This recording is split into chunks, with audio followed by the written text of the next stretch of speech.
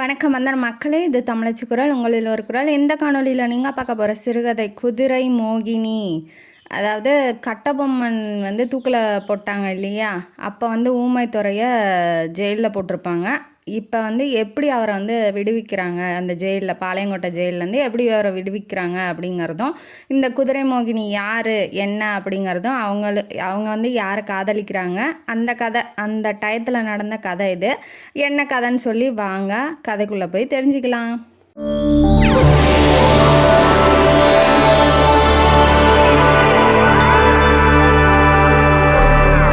இந்த கதையோட ஆரம்பத்தில் பாஞ்சாலங்குறிச்சி கோட்டை தரமட்டமாக வெள்ளைக்காரங்கெல்லாம் தரமட்டமாக ஆக்கிட்டானுங்க. நம்ம கட்டபொம்மனையும் தூக்கில் போட்டாங்க ஒரு புளிய மரத்தில். அதெல்லாம் நினச்சி பார்த்துட்டு ரொம்ப கஷ்டத்தோடு ஒருத்தன் நடந்து வந்துகிட்டு இருக்கான். ஊமத்துறையை வேற ரயில் அடைச்சிட்டாங்க. எப்படி காப்பாற்றுறது, நம்ம மண்ணை நம்மளால் காப்பாற்ற முடியலையே அப்படிங்கிற ஒரு வேதனையோடு நடந்து வந்துகிட்டு இருக்கும்போது அந்த இடிஞ்ச அரண்மனை மண்ணெல்லாம் இருக்கும் இல்லையா, இடிபாடுகளுக்கு இடையே ஜக்கம்மா, அதாவது கட்டபொம்மன் கும்பிட்டார் இல்லையா தெய்வம் ஜக்கம்மா, அவங்க சிலையாக கீழே குப்புற விழுந்து கிடக்குறாங்க. அதை எடுத்து நிறுத்துகிறான். அவன் பேர் இளைய பாண்டியன்.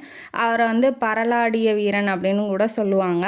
இப்போ என்ன பண்ணுறாரு, அவர் எடுத்து நிறுத்திட்டு அவர் அந்த தெய்வத்துக்கிட்டே கேள்வி கேட்குறாங்க. உன்னை எந்த அளவுக்கு கட்டபொம்மன் நல்லபடியாக பார்த்துக்கிட்டாரு, நல்ல திருவிழாலாம் வச்சு உங்களை கொண்டாடி நீ ஒரு தெய்வமாக எந்த அளவுக்கு இருந்த அவரோட காலத்தில், ஆனால் அவரையே தூக்கில் போடும் போது நீ ஒன்றுமே செய்யலையே, அந்த வெள்ளைக்காரனுங்களுக்கு தானே துணை நின்ன, இப்போ உன் நிலைமை என்னன்னு தெரியுதா அப்படின்னு சொல்லி தன்னோட வேதனையெல்லாம் அந்த தெய்வத்து மேலே இறக்கி வச்சுக்கிட்டு இருக்காப்புல இளைய பாண்டியன்.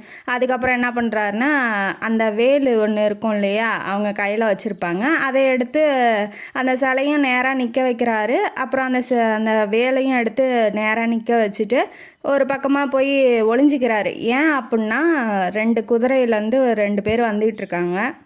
அப்போ எல்லாம் வெள்ளைக்காரன் எல்லாம் சிறைப்பிடிச்சிட்டான் இல்லையா ஊமைத்துறையை. இப்போ நாடு அவன் பிடியில் இருக்குது. இப்போ எதுவும் பதில் யார் எப்போ கொல்லுவானே தெரியாது. அதனால் இவர் என்ன பண்ணுறாரு, கோட்டைக்கு பின்னாடி அந்த இடிஞ்சு போன கோட்டை சுவர் கொஞ்சம் இருக்கும், அதுக்கு பின்னாடி போய் ஒளிஞ்சிக்கிறாரு. யார் என்ன அப்படிங்கிறதுக்காக. அதாவது இப்போ இவங்க பகலில் கூட வந்திருக்கலாம், ஆனால் இந்நேரத்துக்கு இந்த இடத்துக்கு பல மாதமாக அந்த இடத்துக்கு யாரும் வரல.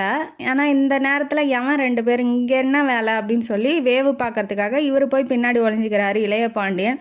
இப்போ வந்திருக்கிறது யார் அப்படின்னா, கட்டபொம்மனை காட்டி கொடுத்த முத்துக்கருப்பன் அப்படிங்கிறவனும், அதே மாதிரி எட்டயபுரத்தோட ஒரு முக்கியமான வீரன், அவன் பேர் குஞ்சப்பன். அவனு இப்போ என்ன பண்ணுறானுங்க அப்படின்னா, அந்த இடிஞ்சு போன கோட்டை மண் இடிஞ்சு போன மண்ணெல்லாம் கிடக்குது இல்லையா, அதை ஒருத்தன் இவன் என்ன சொல்கிறான், முத்துக்கருப்பன் இந்த இடம் தான் தோண்டு அப்படின்னு சொல்லி சொல்கிறான். அதை காட்டி கொடுத்த துரோகி அவன் சொல்கிறான். அவனுக்கு இவன் என்ன பண்ணுறான், எட்டயபுரத்து ஆள் தோண்ட ஆரம்பிக்கிறான். தோண்டிக்கிட்டே இருக்கான். என்னடா இடுப்பளவுன்னா இப்போ நெஞ்சளவுக்கு தோண்டிட்டா ஒன்றையும் காணோம் அப்படின்னு சொல்லி இவன் கேட்கும்போது, இங்கே தான்டா புதைச்சோம், கட்டபொம்மன் போருக்கு போகிறதுக்கு முன்னாடி ஒரு இரும்பு பெட்டியோட உள்ள ஒரு சந்தன பேழையை கொடுத்துருப்பாப்புல, சந்தன பெட்டி.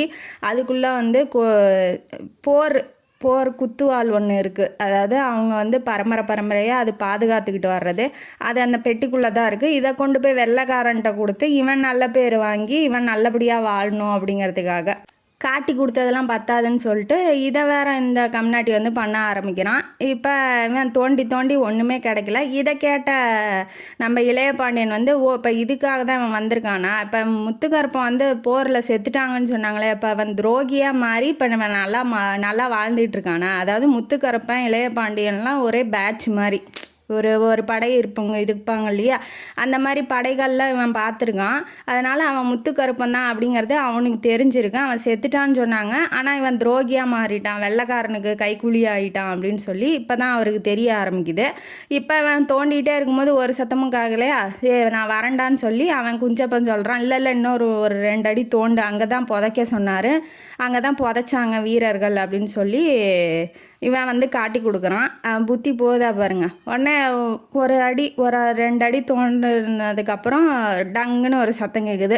கிடச்சிருச்சு அப்படின்னு சொல்லி அந்த இரும்பு பெட்டி எடுத்து வெளியில் வைக்கிறான். அந்த குஞ்சப்பன் அந்த குழிக்குள்ளேயே தான் இருக்கான். இவன் மட்டும் எப்படியாவது திறந்து அதுக்குள்ளே என்ன இருக்குது அப்படின்னு சொல்லி பார்க்கணுன்னு ஆசைப்பட்றான். அப்படியே எடுத்துகிட்டு போய் கொடுத்தா அவன் பேர் வெள்ளைக்காரன் பேர் வெள்ளைக்கார துரை ரொம்ப சந்தோஷப்படுவார். இருந்தாலும் எனக்கும் உள்ள என்ன இருக்குன்னு பார்க்கணுன்னு ஆசையாக தான் இருக்குது அப்படின்னு சொல்லி இவன் என்ன பண்ணுறான், அந்த பெட்டியை திறக்கிறான், இரும்பு பெட்டியை திறக்கிறான். திறந்ததுக்கப்புறம் உள்ளே வந்து நடனமாடுற ஒரு சிலை மாதிரி அந்த சிற்பங்கள்லாம் நிறையா இருக்குது. அந்த பெட்டி சந்தன பெட்டி, அந்த பெட்டிக்குள்ளே தான் குத்துவாள் இருக்குது. அது வந்து எப்படி திறக்கணும் என்ன பண்ணணும் அப்படிங்கிறது ஊமை துறைக்கு தான் தெரியும். சரி, நமக்கே வம்பு, இதை கொண்டு போய் கொடுத்தான். அவன் நமக்கு தேவை வந்து அவன்கிட்ட நல்ல பேர் எடுத்து நம்ம நல்லவன் நிரூபிக்கணும். அவன் போடுற பிச்சையை வந்து நம்ம வாங்கிட்டு வாழணும் அப்படிங்கிறது தானே அந்த முத்துக்கருப்பனோட எண்ணம். சரி, அப்படியே கொண்டு போய் கொடுக்கலாம், எடு வா போகலான்னு சொல்லும் போது எங்கடா கொண்டு போய் கொடுக்குறீங்க அப்படின்னு சொல்லி இளையபாண்டியன் பின்னாடி வந்து நின்றுட்டான். இவன் தான் கேட்டுட்டு இருந்தான் இல்லையா, ஒளிஞ்சிட்டு. உடனே வந்து நின்னோடனே அவன் கையில், முத்துக்கருப்பன் கையில் துப்பாக்கி இருக்குது. பெட்டியை வாங்கும் போது அந்த துப்பாக்கியை காலுக்கு அடியில் காலை வச்சு மேய்ச்சிக்கிட்டு அந்த பெட்டியை வாங்கியிருப்பான். இப்போ வந்து அவன் கழுத்துக்கிட்ட வாள் இருக்குது. இவன் அசைஞ்சாலோ அவன் அசைஞ்சாலோ இப்போ இவன் வந்து வெட்டிடுவான், இளையபாண்டியன் வந்து வெட்டிடுவான். அதனால் பயப்படுறான். இப்போ என்ன பண்ணுறதுன்னு யோசிக்கிறான். தன்னோட நரி புத்தி வந்து யூஸ் பண்ணுறான். என்னப்பா, நானும் நீயும் ஒன்று, நீ இப்படி பண்ணலாமாப்பா, நான் நீயும் ஒரே மொழி ஒரே இனம், நீ இப்படி பண்ணி என்னை வந்து கொல்லற அளவுக்கு நீ எப்படிப்பா வரலாம் அப்படின்னு சொல்லி இவன் ஒரு பிட்டை போட்டு பார்க்குறான். நீ நானும் ஒன்று, வீணா போன பண்ணு, இதெல்லாம் வந்து பேசுகிற வேலை வச்சுக்காத. நீ வந்து எப்போ காட்டி கொடுத்துட்டேன் அப்படின்னு சொல்லிட்டியோ நீ எனக்கு துரோகி தான். உன்னை கொன்னாலும் என் ஆத்திரம் அடங்காது. நீ என்னடா என்ன கூப்பிட்ற? அதாவது தாய் நாட்டை காட்டி கொடுக்கறதும் அம்மா வந்து கூட்டி கொடுக்கறதும் ஒன்றுடா. நீ இப்படிலாம் பண்ணுவேன்னு நான் கனவுல கூட யோசிக்கலடா. கட்டபொம்மனை போய் காட்டி கொடுத்துட்டு நீ நல்ல வாழ்க்கை வாழலான்னு நினச்சியே, நீலாம் நல்லா இருப்பியா அப்படின்னு சொல்லி அவன் வெறியில் விட்டு கத்திக்கிட்டு இருக்கான். அவன்கிட்ட என்ன பேசினாலும் அவன் மசிய மாட்டேங்கிறான் இளையபாண்டியன். அதனால் என்ன பண்ணுறான்னா, சரி நீயே வந்து எடுத்துக்கோப்பா அப்படின்னு சொல்லிட்டு அந்த இரும்பு பெட்டியை வந்து அவன் எடுக்கிறதுக்கு போகிற கேப்பில் இவன் என்ன பண்ணிடுறான், காலுக்கு அடியில் அந்த துப்பாக்கியை எடுத்து சுடலான்னு போகிறான். இவன் என்ன பண்ணுறான், வாளை வச்சு அதை தடுத்த உடனே வாள் ரெண்டாக கட்டாகி வாள் அந்த பக்கம் போய் விழுந்துருது. உடனே இவன் என்ன பண்ணுறான்னா துப்பாக்கியை குறி வைக்கிறான் அவன் நெஞ்சுக்கு, இளையபாண்டியன் நெஞ்சுக்கு குறி வச்சோடனே, நான் வந்து வாழ்கிறது உனக்கு பிடிக்கலனா நீ ஏன்டா ஏன்ட்ட சண்டைக்கு வர, நீயே என்ன மாதிரி மாறிடு, ஆனா 10 வேலைக்காரங்க வருவாங்க, ஊன்னா உனக்கு எத்தனை பொண்ணு வேணும், எல்லாமே துறை ஃப்ரீயாக தராரு, அதை போய் அனுபவிக்காமல் நீ சாகணுன்னு உன் தலையெழுத்தில் எழுதியிருந்தா நான் என்னடா பண்ணுவேன் அப்படின்னு சொன்னோன்னா அவனுக்கு கோவம் வந்துருச்சு. ஏண்டா இப்படி போய் மானங்கட்டு போய் துரோகம் பண்ணிட்டு காட்டி கொடுத்துட்டு இப்படி போய் திங்கிறிய, உனக்குலாம் வெக்கமான இல்லையே, நீலாம் ஒரு தமிழ் மண்ணில் பிறந்தவனாடா, நீலாம் ஒரு தமிழனாடான்னு காரி துப்புறான். அவன் வந்து துப்பாக்கியை வச்சுட்டு இனிமேட்டு இவன்ட்டெல்லாம் பேசக்கூடாது, ஒரே வீச்சு தான் அப்படின்னு சொல்லிட்டு துப்பாக்கியோட ட்ரிகரை அழுத்தும் போது அங்கேருந்து குதிரை, கருப்பு கலர் குதிரையில் நம்ம குதிரை மோகினி வந்துட்டாங்க. வந்தோடனே என்ன பண்ணுறான்னா தன்னிட்ட இருந்தால் குத்துவாலை எடுத்து அவன் கைக்கு நேராக குறி வைக்கிறாங்க. துப்பாக்கி கையில் போய் குத்துவால் பட்டோன்னே துப்பாக்கியை கீழே போட்டுறான். அவனும் தப்பிச்சிட்றான் இளையபாண்டியனும். கையில் வால் பட்டுருச்சு இல்லையா, அதனால் என்ன பண்ணுறான், கத்திக்கிட்டு கீழே விழுந்துடுறான். ஐயோம்மா வலிக்குதேன்னு சொல்லிட்டு கீழே விழுந்துடுறான். அடுத்தது குஞ்சப்பா எந்திரிக்கலாம், அந்த குழியிலேருந்து எந்திரிச்சு வந்து சண்டை போடலான்னு நினைக்கும் போது அவன் கழுத்துக்கு வந்து குதிரை மோகினி வாழை வச்சிட்றா. எந்திரிச்சானா அவ்வளோதான், நீ இந்த குழியிலே அப்படியே சமாதி பண்ணி கட்டிடுவேன் உடனே. ஏன்டா அவங்களுக்குலாம் எவ்வளோ தைரியம் தான் இந்த மாதிரி வந்து நாட்டையே காட்டி கொடுத்துட்டு இப்படி வந்து அவனோட பொருளை எடுத்து அவன்கிட்ட கொண்டு போய், அதாவது கட்டபொம்மன் எவ்வளோ பெரிய வீரன், அவனோட பொருளை எடுத்துகிட்டு போய் அந்த வெள்ளைக்காரன்ட்ட கொடுத்து நீங்கள் நல்ல பேர் வாங்கணுமா, இதெல்லாம் ஒரு பொழப்பாடா அப்படின்னு சொல்லிட்டு அவளும் 4 வார்த்தை நறுக்குன்னு கேட்டு விட்டோன்னா இவனுக்கு ஆச்சரியம். யாருக்கு, இளையபாண்டியனுக்கு. என்ன இப்போ திடீர்னு வந்தால் நம்மளை காப்பாற்றினா இவ யாராக இருப்பா, எந்த ஊருக்காரியாக இருப்பா அப்படின்னு சொல்லிட்டு அவளையே பார்த்துக்கிட்டு இருக்கான். ஆனால் இங்கே சுச்சுவேஷன் வந்து இவன் தப்பிச்சுட்டு உடனே இவனை பிடிக்கணும் இல்லையா, இல்லைன்னா இவன் சண்டைக்கு வந்துடுவான். சீக்கிரம் போங்க, அவனை வந்து பின்னாடி கையை கட்டி இந்த குழிக்குள்ளேயே இறக்குங்கன்னு சொல்லி அவள் ஆர்டர் போடுறா குதிரை மோகினி. உடனே இவன் என்ன பண்ணுறான்னா முத்துக்கருப்பன் கையை கட்டிட்டு அவன் குஞ்சப்பன் தான் இல்லையா அந்த குழிக்குள்ளேயே உள்ளே போடுறாங்க. அவன் கையும் கட்டிடுறாங்க, 2 பேர் கையும் கட்டி அந்த குழிக்குள்ளேயே ஒருத்தருக்கு ஒருத்தர் போட்டு, சரி நீங்கள் மூடுங்க, மண்ணை போட்டு மூடுங்க, வேணும்னா உயிரோட வரட்டும் இல்லைன்னா சாப்பிட்டோம், இந்த நாட்டுக்கே சாபக்கேடுதுங்களாம் அப்படின்னு சொல்லிட்டு சொன்னோன்னே இவன் ஆர்டர் போடுற மாதிரியும் அவன் அதை அப்படியே செயல்படுத்துகிற மாதிரியும் இருக்குது. அவன் என்ன பண்ணணும் பண்ணக்கூடாதுங்கிறதே அவனுக்கு ஒன்றும் புரியல. ஏன்னா அவள் ரொம்ப அழகாக இருக்கா, பார்த்தோன்னே அவள் அது இல்லாமல் அவள் நம்மளை காப்பாற்றியிருக்கா, யார் என்னன்னு சொல்லி பேசணுன்னு ஒரு ஆசை வரும் இல்லையா, அந்த மாதிரி அவன் நினைக்கிறான். என்ன பரலாடி வீரரே, என்ன பார்த்துட்டே இருக்கிறீங்க, அங்கே போய் வேலையை பாருங்க அப்படின்னு சொல்லிட்டு அந்த இரும்பு பெட்டி எடுக்க சொல்கிறா. எப்படி என் பேர் உனக்கு எப்படி தெரியும், என்ன உனக்கு முன்னாடியே தெரியுமா, உங்களே தெரியாதா, கட்டபொம்மனோட படையில் நீங்கள் பெரிய வீரராச்சே, உங்களை தெரியாதீங்க யாராக இருக்க முடியும் அப்படின்னு சொல்லிட்டு அவள் சொல்லிட்டு அது குதிரையை எடுத்துகிட்டு அவள் பாட்டுக்கு விருட்டுன்னு கிளம்பிடுறா. என்ன ஏதுன்னு கேட்கறதுக்குள்ளேயே இந்த நிகழ்ச்சியெல்லாம் முடிஞ்சிருது. சரி அடுத்த தடவை பார்த்தா அவளை பார்த்தா பேசிக்கலாம் அப்படின்னு சொல்லிட்டு இவன் அந்த பெட்டியை எடுத்துக்கிட்டு இவன் இத்தனை மாதமாக ஒரு ஊரில் இருந்திருப்பான், அந்த ஊருக்கு வந்து போகிறான். அந்த பெட்டியை எடுத்துகிட்டு போயிட்டு அந்த ஊரில் ஒரு கிழவிக்கிட்ட பேரனா நடிச்சிட்டு இருந்திருப்பான். அந்த பாட்டிக்கிட்ட போய் சொல்கிறான், இந்த மாதிரி இந்த குடிசையோட மூளையில் தான் ஒளிய வச்சுருக்கேன், யார்கிட்டையும் எதுவும் போய் வாயை விட்டு சொல்லிடாத அப்படின்னு சொல்லி அந்த பெட்டி எங்கே இருக்குது அப்படிங்கிறத அந்த பாட்டிக்கிட்ட சொல்லிகிட்டு இருக்கான். அந்த பாட்டிம்மா என்ன சொல்லுதுன்னா, நான் செத்தாதான் அந்த பெட்டி அடுத்தவன் கையில் கிடைக்கும், நீ கவலையப்படாத அப்படின்னு சொல்லி ஒரு உறுதிமொழியை கொடுத்தோன்னே இவன் கிளம்பி இப்போ போகிறான். கட்டபொம்மனை எங்கே தூக்கில் தொங்க போட்டாங்களோ அந்த மரத்தை போய் நம்ம பார்த்துட்டு வந்தோம், அது கட்டை புளிய மரம் ஒன்று இருக்கும், அங்கே போய் நம்ம பார்த்துட்டு வந்துடலாம் அப்படின்னு சொல்லிட்டு இவன் போகிறான் குதிரையை எடுத்துக்கிட்டு. இந்த பக்கம் எட்டப்பன் என்ன பண்ணுறான்னா, அவனோட அரண்மனையில் நல்லா ஜாலியாக இருக்கான், நல்லா எல்லாம் ஜாலி பண்ணிக்கிட்டு அப்பா அப்படியே ஒளிஞ்சிட்டான் கட்டபொம்மன். அவனால் வந்து நமக்கு பெரிய ஆபத்து தான், அவன் போயிட்டாங்கிறது எனக்கு ரொம்ப சந்தோஷம். இப்போ பிரபு துரை அவர்கள் வரார்கள், அதனால் நம்ம ஒரு பார்ட்டி மாதிரி செட் பண்ணி கொடுக்கலாம் அப்படிங்கிற மாதிரி இவன் ஒரு பார்ட்டி மாதிரி வச்சுக்கிட்டு இருக்கான் இங்கே அரண்மனையில். அவருக்கு என்னென்ன தேவையோ அவன் மாது எல்லாத்தையும் வந்து சப்ளை பண்ணிக்கிட்டு இருக்கான், புரோக்கர் மாதிரி கம்னாட்டி. அதுக்கப்புறம் என்ன பண்ணுறான், இந்த மாதிரி ஊமைத்துறையை ஏன் வச்சிட்டு இருக்கீங்க ஜெயிலில், மெக்காலே வந்தோன்னே அவன்கிட்ட சொல்லிகிட்டு இருக்கான், ஊமைத்துறை எதுக்கு துறை வச்சிக்கிட்டு இருக்க, அவனையும் கொன்று தூக்கில் போட்டுரு, அப்போ தான் வந்து நம்ம நிம்மதியாக வாழ முடியும் அப்படிங்கிற மாதிரி அவன் சொல்லிகிட்டு இருக்கான். இல்லை மேலே இடத்துலேருந்து ஆர்டர் வரல, நான் லெட்டர் எழுதி போட்டிருக்கேன், வந்தோடனே அவனை தூக்கில் போட்டுறேன் அப்படின்னு சொல்கிறான். அதுக்கப்புறம் என்ன சொல்கிறான்னா, ஒரு 2-3 பேர் வந்து உடனே வாங்க அரசே அப்படின்னு சொல்லி எட்டயபுரத்து ராஜா வந்து கூப்பிட்டோன்னே இவன் வெளியில் வந்தோடனே 3-4 பேர் அடி வாங்கிட்டு வந்திருக்கானுங்க. இவனுங்க எங்கே போயிருக்கானுங்கன்னா சிவஞானபுரத்தில் போய் வரி கேட்டிருக்கானுங்க. வரி கேட்டோடனே அதை வந்து குதிரை மோகினி என்ன பண்ணியிருக்காங்கன்னா அடி வெளுத்து விட்டு அனுப்பிச்சி விட்ருக்கா. அதை வந்து இவன்கிட்ட சொல்லிட்டு யார் அந்த குதிரை மோகினி அப்படின்னு சொல்லிட்டு, இந்த குதிரை மோகினி யாருங்கிறதே பெரிய கேள்வியாக இருக்குது. அதுவும் இல்லாமல் இவன் உள்ளே போய் அந்த துரைக்கிட்ட என்ன சொல்கிறான் அப்படின்னா, இந்த மாதிரி கூத்துலாம் போடுறாங்க, ஒருத்தரை பற்றி தாழ்த்தி ஒருத்தரை பற்றி உயர்த்தி, அதாவது தாழ்த்தி பேசுறது உங்களை பற்றியும் உயர்த்தி கட்டபொம்மனை பற்றியும் பேசிகிட்டு இருக்காங்க, இதனால் மக்களுக்கு இடையே புரட்சி ஏற்படக்கூட வாய்ப்பு இருக்குது அப்படின்னு சொல்லி இவன் சொல்லிகிட்டு இருக்கான். இதனால என்ன இருக்குது, அவன் பற்றி இந்த மாதிரி வெள்ளைக்காரனை பேச்சை மீறினீங்கன்னா உங்களுக்கு தூக்குதான் கெதின்னு மக்களுக்கும் தெரியட்டுமே அப்படின்னு சொல்லி அவன் திமுருத்தனமாக பேசுகிறான் அந்த துரை மெக்காலே. இவன் என்ன பண்ணுறான்னா, இல்லை அப்படி போகாது, அவன் வந்து கட்டபொம்மன் வந்து வீரத்தை வெளிப்படுத்தி வீரமரணம் அடைஞ்ச மாதிரியும் உங்களால் வந்து தூக்கில் தான் போட முடியும், அவனோட வீர உணர்ச்சியெல்லாம் கட்டுப்படுத்த முடியாது, நீங்கள் ஒரு கேவலமானவங்க அசிங்கமானவங்க, உங்களுக்கெல்லாம் வந்து வெக்கமானமே எல்லாம் அடுத்தவன் வீட்டில் வந்து குடி இருந்துக்கிட்டு நீங்கள் தான் சொந்தக்காரங்கன்னு சொல்லிகிட்டு இருக்கிறீங்க, அந்த மாதிரி வந்து போயிடும் மக்கள்கிட்ட, எது உண்மையோ அதுதான் போகுது, அதை சொன்னால் அவனுக்கும் வந்துடுது துரைக்கு. எது என்கிட்ட சண்டை போடாமல் ஓடி ஒளிஞ்சிக்கிட்டு இருந்தவனை பிடிச்சி தூக்கில் போட்டால் அவன் வந்து வீரனா, நான் தான் வீரன், இந்தமாட்டு இந்த கூத்தெல்லாம் நடக்கக்கூடாது, எவன் எங்கே பார்த்தாலும் சுட்டு கொன்றுங்கடா அப்படின்னு சொல்லி ஆர்டரை போட்டுருந்தான் அந்த மெக்காலே. போட்டோன்னே இப்போ தூரத்துக்கு போய் எல்லாரும் என்ன பண்ண ஆரம்பிக்கிறாங்க, கூத்து எங்கெங்கே போடுறாங்களோ அங்கங்கே இருக்கிறவங்களாம் பிடிச்சி கொல்றது இப்போ வேலையாக ஆகிருச்சு. இப்போ முத்துக்கருப்பன் என்ன பண்ணுறான் அப்படின்னா, பெட்டி கிடைக்கல இல்லையா, தப்பிச்சு எப்படியோ வந்துடுறாங்க, ஆடு மாடு மேய்க்கிறவங்கள கூப்பிட்டு குழியிலேருந்து எந்திரிச்சு வெளியில் வந்துடுறான். வந்தோடனே பெட்டி கிடைக்காம இப்போ துரைக்கிட்ட போனால் அவன் என்ன பண்ணுவான், நீ வேணுன்னே வந்து பொய் சொல்லி ஏமாற்றி நீ ஒளிய வச்சுட்டு இந்த மாதிரி வந்து என்கிட்ட பொய் சொல்கிற அப்படின்னு சொல்லிடுவான் இல்லையா.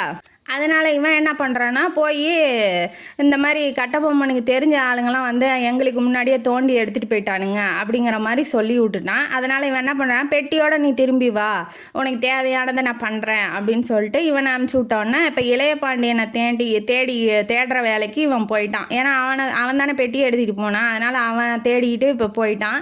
இந்த பக்கம் கூத்து நடந்துகிட்டு இருக்கு, இந்த மாதிரி கட்டபொம்மன் கூத்து போட்டுக்கிட்டு இருக்காங்க. அதில் வந்து மல்லம்மா அப்படிங்கிற ஒரு பெண் வந்து உட்காந்து கூத்து பார்த்துக்கிட்டு இருக்கா. அவள் ரொம்ப அழகான பெண். அவளை பார்த்துக்கிட்டு இருந்த ஒரு கருப்பன் என்ன பண்ணுறான், ரொம்ப ரசித்து பார்த்துக்கிட்டு அவள் எப்படா வந்து வருவா, ஒரு பார்க்குற பார்வையிலேயே இவன் கெட்டவன் நல்லவன் தெரிஞ்சிடும் இல்லையா, முழுங்குற மாதிரி பார்த்துக்கிட்டு இருக்கான். அவளுக்கு அது பிடிக்கல, தள்ளி தள்ளி போகிறா. இவன் என்ன பண்ணுறான்னா கிட்ட போய் அவகிட்டயே போய் உக்காந்துட்டு வம்பிழுத்துக்கிட்டு இருக்கான், வறண்டு இழுத்துக்கிட்டு இருக்கான். அது இல்லாமல் அங்கே கூத்து நடந்துகிட்டு இருந்தோடனே இவன் முதுகில் கையை வைக்க போகும்போது சவுக்குலேயே ஒரு அடி. அது யார் அப்படின்னா வெள்ளைக்காரன் கான்வெட்ஸ், அதாவது சிறைச்சாலை தலைவன் மாதிரி. அந்த சிறைச்சாலை கோட்டை இருக்கு இல்லையா, பாளையங்கோட்டை, அதோட தலைவன் மாதிரி இருந்திருக்கான் கான்வெஸ் அப்படிங்கிறவன்.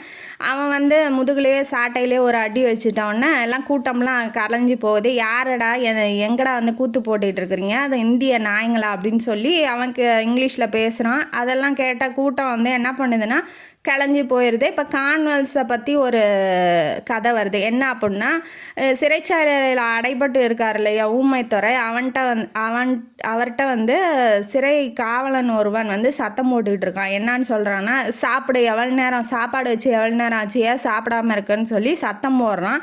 அதை கேட்ட ஊமைத்துறை கடுப்பாகி அந்த கதவுக்கிட்ட வந்து நிற்கிறாப்புல. அவர்கிட்ட வந்து தன்னோட பாக்கெட்லேருந்து ஓலை ஒன்றை எடுத்து கொடுக்குறான் அந்த காவலன்.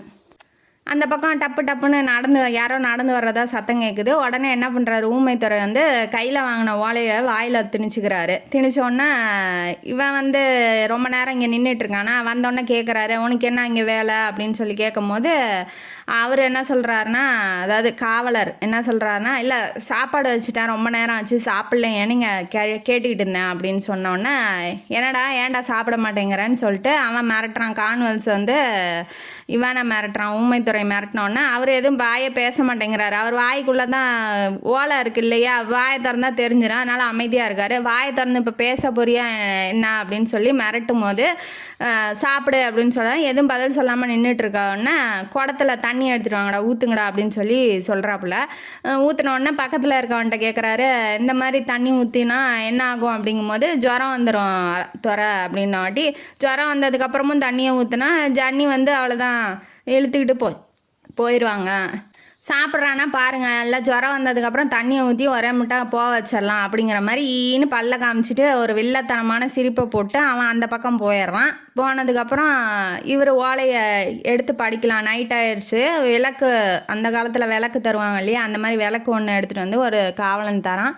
தந்தோடனே விளக்கோட வெளிச்சத்தில் பார்க்கும்போது ஓலையில் ஒன்றுமே இல்லை. அது வந்து எப்படி இருக்குன்னா சுண்டு விரல் சைஸுக்கு தான் இருக்குது அந்த ஓலை, அதில் ஒன்றுமே இல்லை. அப்புறம் என்ன பண்ணுறாருன்னா, அந்த விளக்கோட தீபம் எரியும் போது கருப்பாக மேலே வந்து புகை வரும் இல்லையா, அந்த புகையில் காமிக்கிறாரு ஓலையை. காமிச்சோன்னா சின்ன சின்ன எழுத்துக்கள் தெரிய ஆரம்பிக்குது. அந்த எழுத்துக்களில் போய் அந்த புகை படிஞ்சோன்னா அது என்ன அப்படி அந்த செய்தி என்ன அப்படின்னா, தை பிறந்தா வழி பிறக்கும் அப்படிங்கிற மாதிரி ஒரு செய்தி இருக்குது. சரின்னு சொல்லிட்டு அந்த ஓலையை அப்படியே அந்த விளக்கோட தீபத்திலேயே எரித்து தீக்கிரையாகிறாரு. இந்த மாதிரி கேடு கட்டவன் தான் இந்த வெள்ளைக்கார தளபதி கான்வெல்ஸு. அவன் வந்து இந்த மாதிரி கூத்தெல்லாம் இது பண்ணிகிட்டு இருக்கானா. இப்போ வந்து அந்த கூட்டத்தில் இருந்தால் மல்லம்மாவை பார்த்துட்றான். அவன் ஆல்ரெடி அழகாக இருக்கா இல்லையா, அவளை பார்த்தோன்னே இவன் என்ன பண்ணுறான், ஓ குட்டி சூப்பராக இருக்காள் தூக்குடா அவளை அப்படிங்கிற மாதிரி இவன் நினச்சிக்கிட்டு இவன் பின்னாடியே, அந்த பிள்ளை வந்து பார்க்குற பார்வே சரியில்லை, நம்ம ஓடிடலான்னு ஓடுது. இவன் பின்னாடியே குதிரையை வச்சுக்கிட்டு துரத்திக்கிட்டே ஓடிக்கிட்டே இருக்கான். ஒரு ஸ்டேஜுக்கு மேலே தண்ணி வந்துடுது. தண்ணியிலையும் இவன் ஓடுறா, எப்படியாவது தப்பிச்சிடலான்னு ஓடுறா. ஆனால் குதிரை வந்து வேகமாக போயிடும் இல்லையா, இவன் நீந்தி போகிறதுக்குள்ள அவன் பிடிச்சிட்றான். கையை பிடிச்சிட்டு விட மாட்டேங்கிறான். தன்னோட பலத்தை ஃபுல்லாக உபயோகிக்கிறான். அப்பயும் அவன் வந்து காமவெறி பிடிச்சிக்கிட்டு விட்டு தொலைய மாட்டேங்கிறான். அப்போ என்ன பண்ணுறான்னா, கடைசியாக ஒரே முழுசு பலத்தை யூஸ் பண்ணி தள்ளலாம் அப்படின்னு சொல்லி வரும்போது அங்கேருந்து இளைய பாண்டியன் வந்துடுறாப்புல, ஹீரோ. வந்தோடனே தன்னோட இடுப்பில் அந்த கூர்வாலை எடுத்து குறி பார்த்து எய்கிறாரு.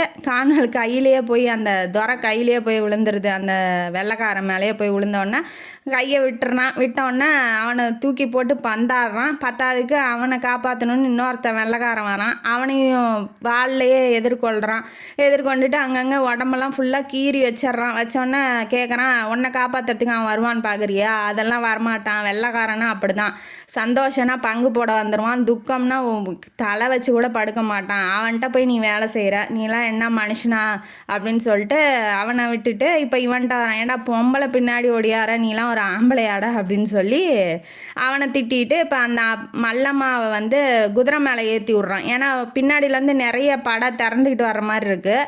அதனால் என்ன பண்ணுறான், நீ போமா அந்த பக்கம் மேற்கு திசையில் போ, அங்கே ஒரு மண்டபம் இருக்குது, அங்கே போய் இரு, நான் வந்து பின்னாடியே வந்துடுறேன் அப்படிங்கிற மாதிரி இவர் சொல்கிறாரு.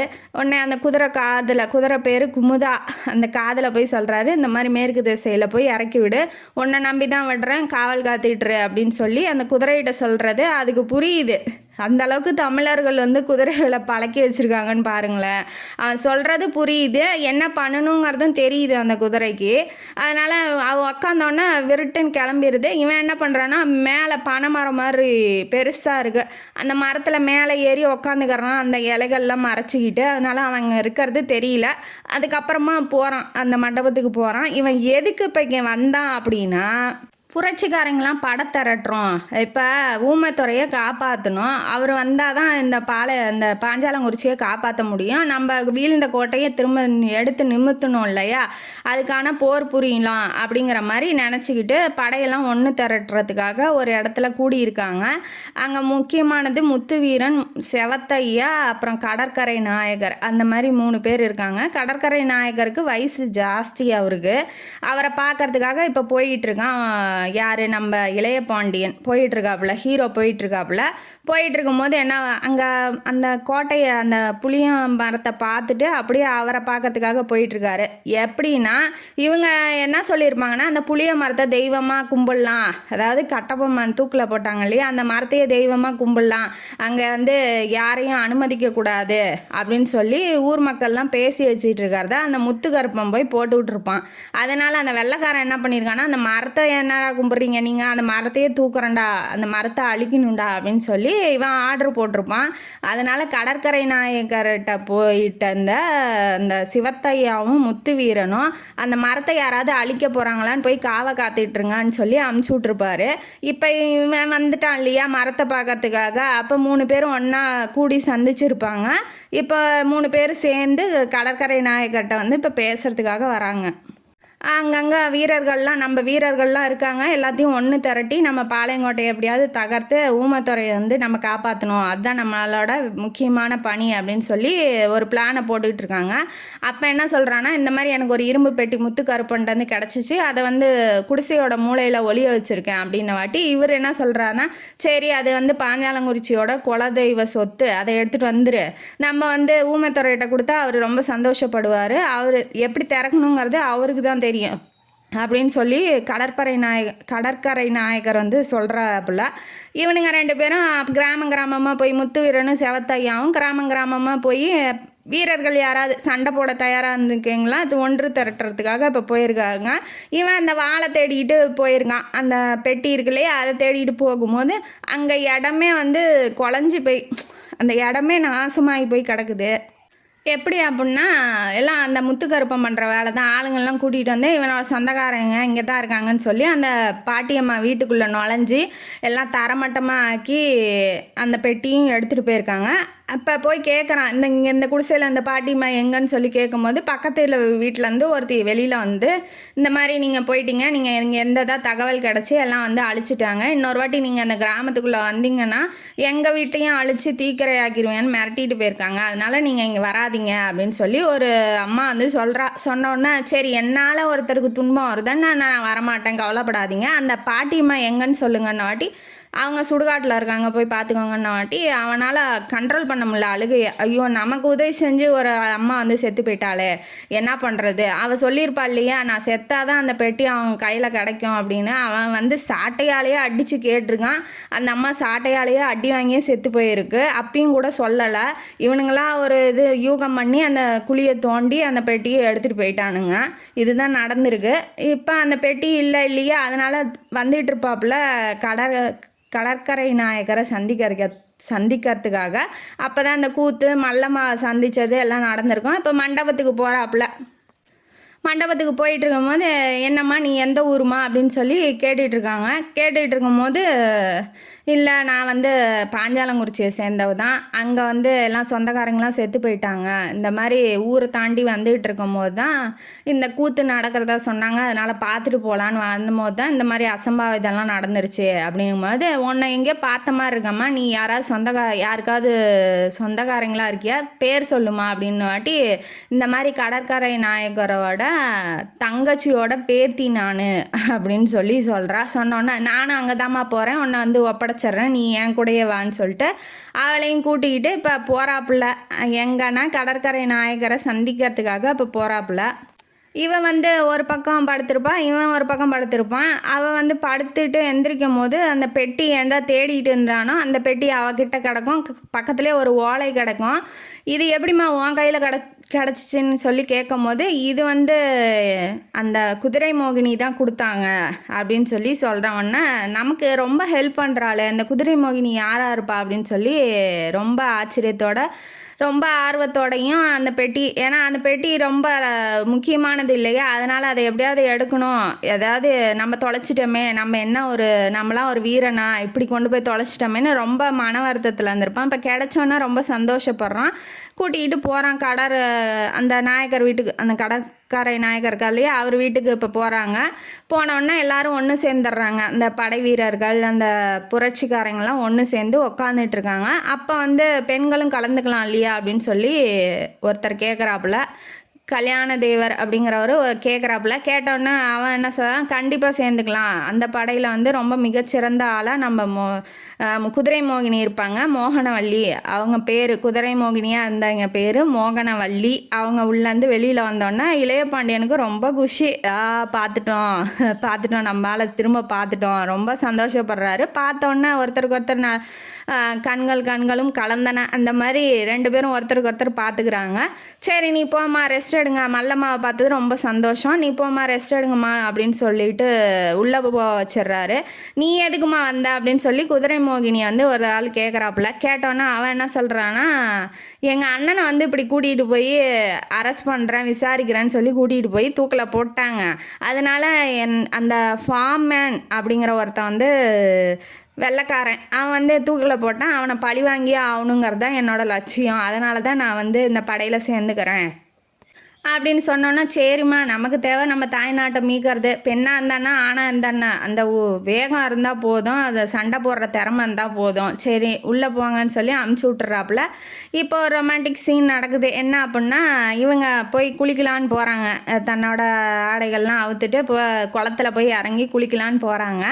அப்போ வந்து நம்ம இளைய பாண்டியன் கரையில் வந்து நின்றுட்டு வேடிக்கை பார்த்துட்டு இருக்காப்புல. அவர் இப்போ போர்க்காலத்துலேயும் உனக்கு ஒரு இதாடா காதலா, அதை போர்க்காலத்தில் முளைத்த காதல்ங்கிறாங்களே அந்த மாதிரி. இது என்ன ஆகுதுன்னா, அங்கே போய் நின்றுட்டுருக்காப்புல. நின்றுட்டு இருந்தோன்னே என்ன பண்ணுறீங்க அப்படிங்கும்போது, பெண்கள் குளிச்சிட்டு இருக்கோம், கண்ணு தெரியலையா, நீங்கள் போங்க அந்த பக்கம் அப்படின்னாட்டி, ஏன் குளத்துல என்ன எழுதியா போட்டிருக்க ஆண்கள் வரக்கூடாது, நான் இங்கே தான்மா நிற்பேன், உனக்கு என்னம்மா அப்படின்னு சொல்லி கேட்குறாப்புல. சரி நின்றுக்கோங்க, நான் இப்போ வெளியில் போகணும், நீங்களே வந்து குளிங்க, நான் வெளியில் போய்க்கிறேன் அப்படின்ன வாட்டி, சரி வா நான் ஒன்றும் தடுக்கவே இல்லையே அப்படின்னு. அவளே வந்து குளிக்கிறது ஆடையில் இருக்கா, அவள் எப்படி வெளியில் அறக்குறையாக இருக்கும்போது வெளியில் வர முடியாது, நீங்கள் திரும்பி நின்றுங்க நான் வரேன் அப்படின்னு சொல்கிறா. சொன்னோன்னே சரி ஓகே நான் திரும்புன்னு சொன்னால் தான் நீங்கள் திரும்பணும் அப்படின்னு சொல்லிட்டு வெளியில் வரா. திரும்பட்டுமா அப்படின்னு சொல்லி கேட்கும்போது ஒரு 2 நிமிஷத்துக்குள்ளே ட்ரெஸ்லாம் மாற்றிட்டு திரும்புங்களேன் அப்படின்னு சொன்னோடனே அவனுக்கே ஆச்சரியம், இவ்வளோ வேகமாக இருக்கே, இவ்வளோ வேகமாக செயல்படுறியே அப்படின்னு சொல்லி ரொம்ப ஆச்சரியப்படுறாரு. அப்புறம் கிட்ட போய் பேச ஆரம்பிக்கிறாரு. ரொம்ப நன்றி நீ என்னை காப்பாற்றினதுக்காக அப்படின்ன வாட்டி, இந்த சந்தன பேழையும் நீ தானே கொடுத்த, ரொம்ப நன்றி, உனக்கு எவ்வளோ நன்றி சொன்னாலும் தகாது அப்படின்ன வாட்டி, எனக்கு சொல்லாதீங்க, அது வந்து ரஞ்சிதாவுக்கு தான் சொல்லணும். அதாவது முத்துக்கருப்பன் அந்த பெட்டியை தூக்கிட்டு அந்த வீட்டுக்கு போயிருப்பான், துறை வீட்டுக்கு, நாட்டிய மங்கை பேர் தான் ரஞ்சிதா. அவன் என்ன பண்ணியிருப்பா, அவன் முன்னாடி டான்ஸ் ஆட வச்சு பாட்டு பாட வைக்கலான்னு கூட்டிகிட்டு போயிருப்பான். எல்லா வேலையும் பண்ணுறான், புரோக்கர் வேலை, சப்ளை பண்ணுற வேலை எல்லாமே பண்ணுறான் அந்த முத்துக்கருப்பன். அந்த பொண்ணு என்ன பண்ணியிருக்கு, பெட்டியிலேருந்து அசாமல் அந்த பெட்டியை தூக்கியிருக்கு, சந்தன பொட்டியை தூக்கிட்டு கொண்டாந்து இந்த குதிரை மோகினிகிட்ட கொடுத்துருக்கு. அதை வந்து மல்லம்மாட்ட கொடுத்த உடனே தான் இவன் வாங்கியிருக்கான். இளைய பாண்டியனுக்கு ரொம்ப பிடிச்சிருக்கு. நம்ம குதிரை மோகினியான மோகனவல்லியை பார்த்த உடனே ஒருத்தருக்கு ஒருத்தர் பார்த்துக்கிட்டு ரொம்ப க்ளோஸாக நின்றுட்டு இருக்கிறத கடற்கரை நாயகர் தூரத்துலேருந்து பார்த்துட்றாப்புல. பார்த்தோன்னா என்னப்பா அங்கே என்ன நடக்குது, கண்ணில் எது தூசி விழுந்துருச்சா, ஒருத்தருக்கு ஒருத்தர் இப்படி பார்த்துட்டு இருக்கீங்க அப்படின்ன வாட்டி இவன் குளத்துல ஜம்புன்னு குதிச்சிட்றான். இவன் ஓடி ஒளிஞ்சிட்றா. மொத்தத்தில் இங்கே ஒரு லவ் ஸ்டோரி. அப்புறம் என்ன பண்ணுறாங்கன்னா என்ன பிளான் அப்படிங்கிறத பேச ஆரம்பிக்கிறாங்க புரட்சிக்காரங்களாம் ஒன்று சேர்த்தி. என்ன பிளான் அப்படின்னா சந்தை கூடும். அதாவது பாளையங்கோட்டை பக்கத்தில் சந்தையெல்லாம் இப்போ ஒரு நாளில் சந்தை கூடும் இல்லையா, திங்கக்கிழமை செவ்வாய்க்கிழமை வெள்ளிக்கிழமை அந்த மாதிரி. அப்போ வந்து கூடும்போது நம்ம மாறு வேஷத்தில் போய் எப்படியாவது சிறைச்சாலையில் குண்டை போட்டு எப்படியாவது ஊமைத்துறையை வந்து வெளியில் கூட்டிகிட்டு வந்துடணும் அப்படிங்கிற ஒரு பிளானோட இப்போ எல்லாம் மாறு வேஷத்துக்கு தயாராகிறாங்க. இவங்க இளைய பாண்டியனும் நம்ம மோகனவல்லியும் என்ன வேஷம் போட்டிருக்காங்க அப்படின்னா குறவங்குறத்தி வேஷம் போட்டிருக்காங்க. ஊசிமணி பாசிமணி வாங்கலையோ அந்த வேஷம். அதுக்கப்புறம் நம்ம கடற்கரை நாயகர் வந்து சிவனடியாராக மாறிட்டார். சிவனே சிவாய நமன்னு சொல்லிட்டு உள்ளே போயிட்டாப்புல. மற்ற புரட்சிக்காரங்களாம் ஒவ்வொரு வேஷம், அதாவது மோர் விற்கிறது, அதுக்கப்புறம் பானகம் விற்கிறது, மாம்பழ கூடையாக எடுத்து கருவாடு மாம்பழ கூடை எல்லாம் வந்து வண்டியில் ஏற்றிட்டு போகிறாங்க. அடியில் ஃபுல்லாக ஆயுதம், வெடிகுண்டு, அப்புறம் துப்பாக்கி எல்லாம் வந்து எடுத்துகிட்டு போகிறாங்க அந்த கூடைக்குள்ளே வச்சு. யாரும் பிடிக்கக்கூடாது. தயிர் வைக்கிற மாதிரி இருக்காங்க இல்லையா, அவங்களாம் வந்து என்ன பண்ணுறாங்கன்னா மயக்க மருந்தை கலந்து அந்த காவலாளிகள்லாம் வந்து தயிர் மோர்லாம் குடிப்பாங்க இல்லையா, அதை வந்து கொடுத்துட்றாங்க. பாதி பேர் மயக்கத்துலேயே அப்படியே கிடக்குறாங்க. பாதி பேர் தான் கோட்டை, அதாவது ஜெயிலோட காவலில் ரொம்ப மும்முரமாக இருக்காங்க. இவங்க என்ன பண்ணுறாங்க அப்படின்னா கோட்டையோட அந்த முன்பக்கத்தில் கேட் இருக்கும் இல்லையா, அதில் வந்து குண்டை போட்டு இப்போ உள்ளே போகிறாங்க எல்லாரும். பாதி பேர் எல்லாம் சண்டை போட்டுக்கிறதுக்கு துப்பாக்கி எடுக்கிறாங்க. இவங்கள்ட்ட துப்பாக்கி இருக்குது இல்லையா, அதனால் வந்து துப்பாக்கியை வந்து இவங்களும் எடுத்து சுட ஆரம்பிக்கிறாங்க. மணி அடிக்கிறாங்க. அந்த காலத்தில் எல்லாம் அலாட் ஆக்கிறதுக்கு மணி அடிப்பாங்க இல்லையா, அந்த மாதிரி அடிக்க ஆரம்பிக்கும் போது மோகனவல்லி அங்கேருந்து ஒரு ஈட்டிய வேல் பாய்ச்சினோடனே அந்த மணி அடிக்கிறவன் மணியோடு சேர்ந்து கீழே விழுந்துடுறான். பீரங்கி குண்டை வந்து இப்போ உபயோகிக்க ஒருத்தன் போயிருக்கான். அவன் பீரங்கி குண்டை போட்டு ஒரு சில பேர் இறந்து போயிட்டாங்க. அதனால் என்ன பண்ணுறான்னா இளைய பாண்டியன் நாங்கள் பீரங்கி குண்டை அவன் இயக்குறானோ அவன் மேலே வந்து குண்டை போட்டு கொண்டுறான். ஊமைத்துறை எந்த சிறையில் எந்த ரூமில் இருக்காரோ அங்கே வந்து உடச்சி வெளியில் கூட்டிகிட்டு வந்துடுறாங்க.